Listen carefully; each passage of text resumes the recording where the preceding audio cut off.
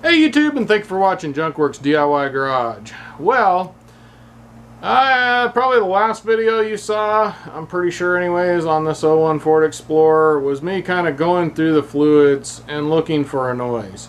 Now I went ahead and put that up even though I didn't find the noise, just because I did several things where you can check your own fluids in your rig and things you should check once in a while in your car. So I went ahead and put up to that point. Well, now I've done a little bit more research, got a little bit more information, and I'm going to go the route of what I said at the end of that video. I thought maybe transmission, or I don't remember. But anyway, I talked about the pulleys making noises, and I did find one video with the similar noises as coming out of my rig, and the guy just changed out all the pulleys, his pulleys on the front end here. So that is my next plan. So that's what this video is going to be about, and hopefully we'll find the noise. First thing we're going to do with this rig is I unhook the negative battery cable, just because that's a good habit to get into when you're working on your cars. Next, this cover is going to come off. Mine already was off from previously doing things. There's 4 screws, 2 in the back, 2 right here. Those are going to pull off. You're going to take those, put them in a bag, and make sure you get them back in when you're done. Then next we got the air box and the whole tube here that goes into the throttle body. We're going to go ahead and remove the tube here. And for me, it's pretty much easier just to remove by taking, there's just the 2 clips here and here. There's 2 clips you pop up off on. We get this removed here. Loosened it enough, hopefully. Oh, don't forget to pull these. There's some things here too that you got to pull out of it. Be careful with this one, because I have broke these in the past. They get brittle after a while, and they're just a real cheap plastic. Also, there is this here, which you gotta unhook it from back here. There's a little clip there that holds it to it, and then this, push down with your thumb, push out on it, that unhooks that, and we're hopefully gonna get this off of here. There we go. And this whole thing can kind of just come off of here. I've in the past undone it from here as well, but 6 1/2 dozen. It actually is easier just to take this whole thing off. And while you're at it, you can check your air box, make sure all the leaves and junk are cleaned out of it, and check your filter. So now keep in mind, this is the alternator right here. So I got the camera kind of jacked up inside the engine compartment here, so hopefully you can see what I'm doing. I have my Harbor Freight modified belt tool here, so that it'll work on my rig. I will have a video either out or coming out about this, and I'm not done with it, so it'll probably come out after this, because I don't know how long it'll take me to clean it up and finish it off, but it's working anyhow. Regardless, you got to get something down in there to let loose on your tensioner pulley or tensioner piece here, and then pull your belts off. I just pull it off the alternator. Then you can let down on your tool or your wrench or whatever it is you have. I will tell you that the regular Harbor Freight or any of these that have the straight bar will not work, as you can see, but well, there you go. So I do have it actually on the alternator. When I replaced the alternator, I pulled the belt off then. So if you want to look and see what tools I used before, go check out that video. But I am going to go ahead and not pull the belt off all the way, because this is a new belt, so I don't need to change it. So I'm just going to kind of get it out of my way as much as I can. And today we're going to be replacing the tensioner pulley here, or the whole tensioner piece, and as well as the idler pulley here, because as you can tell, they are in bad shape. And right here is what we're trying to take off. Right down in here between the fan and the motor is a 13, I believe. Yeah, 13 millimeter bolt that comes out. Now it appears that the parts do not come with hardware, so you will be reusing your hardware. And like I said, you'll have to mess with the fan. Now, I will say yet again, I don't know what it is about this ratchet, but it is awesome. It just makes difficult jobs easier. And it's totally with this bend right here. Okay, that was pretty tight. Now I will also say that you are responsible for all your torque specs and things like that. I will probably actually read the book, but honestly, I don't know if I can get a torque wrench down in here, even if I did have it. So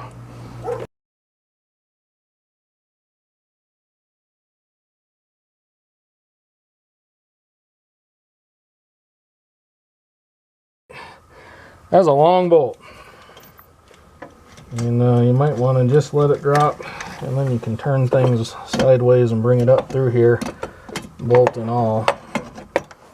So there's your part here. You're going to want to retain that. Don't throw anything away until you're done, because you never know if things are going to work the way you hope they will.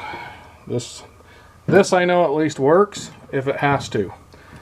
So I might even keep this in my spare parts just for this rig, just in case for some reason I need it.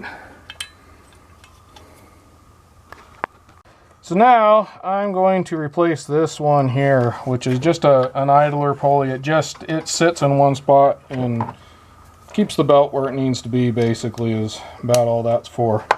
Now that one is a 13 millimeter.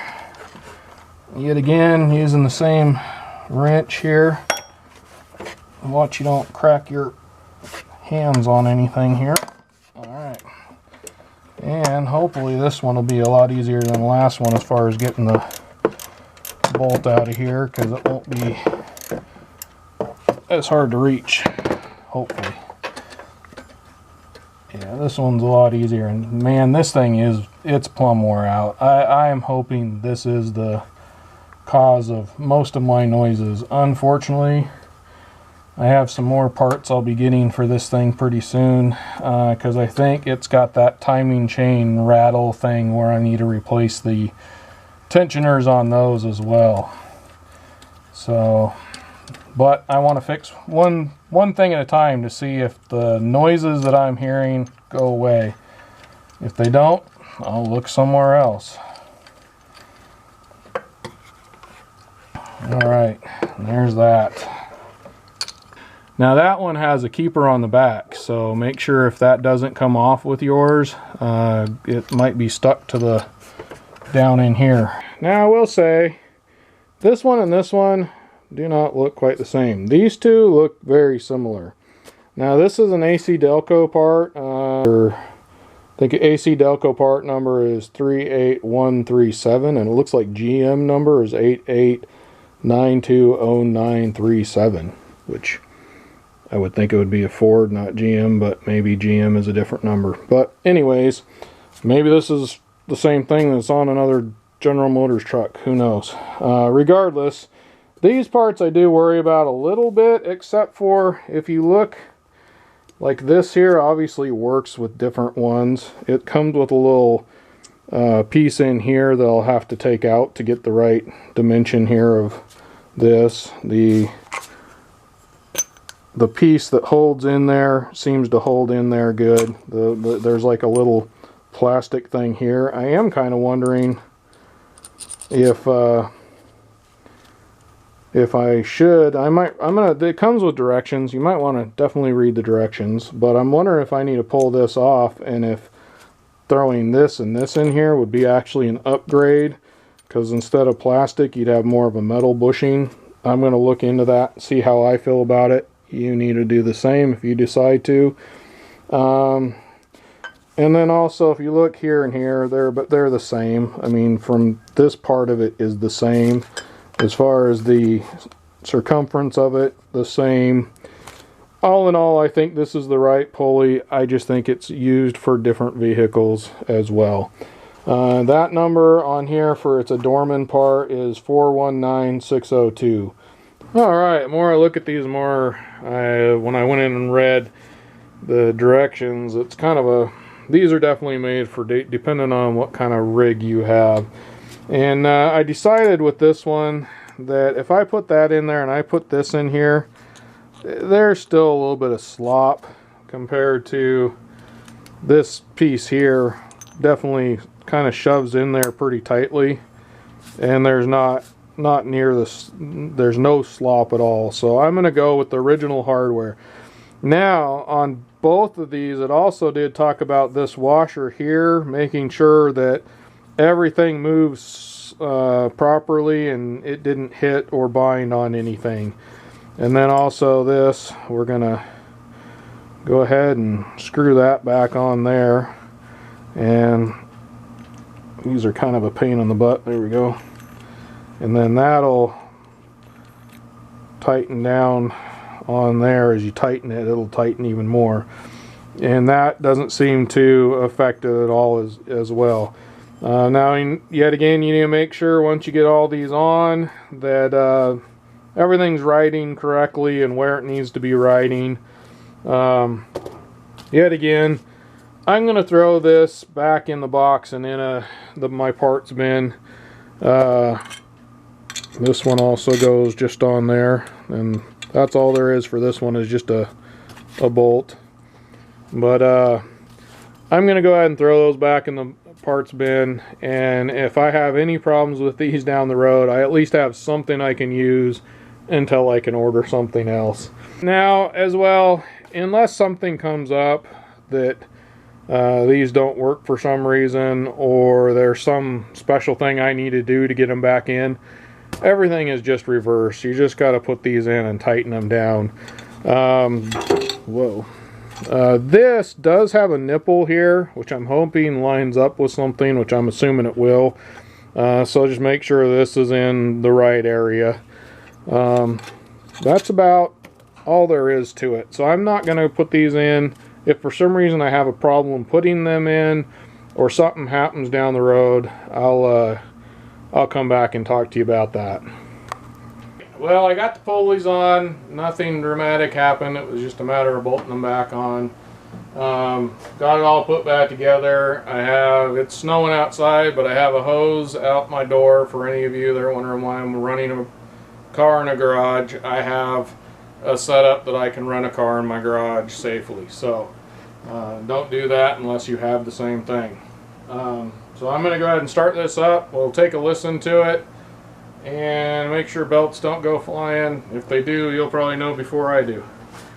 Just double check everything. It looks like it's going on there nice and straight. Battery's tight and right. No tools, and everything is put back where it needs to be. So I think I'm pretty good.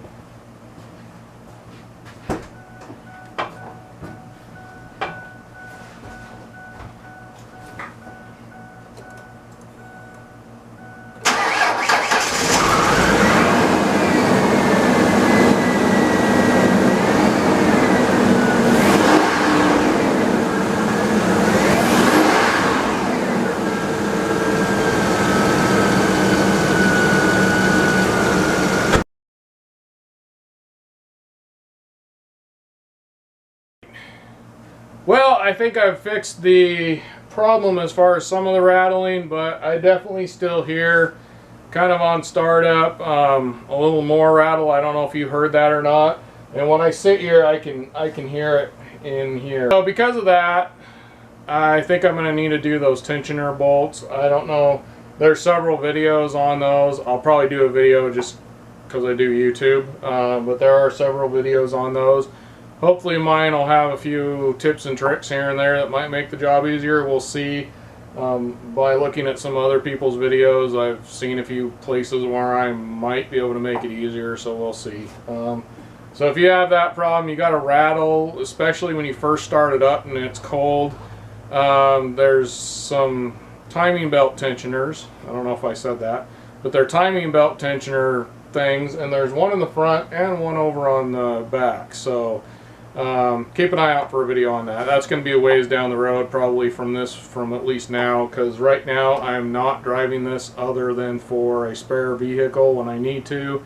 So therefore I'm not going to spend the money to work on it right now. I did this because I want to know if the sounds I'm hearing coming from this thing next time I drive it, see if it's still making the noises. And unfortunately you're not going to see that in the end of this one. You might have noticed the battery kind of sounded like it was dying, and it's been unhooked the whole time, so I don't know what's going on there.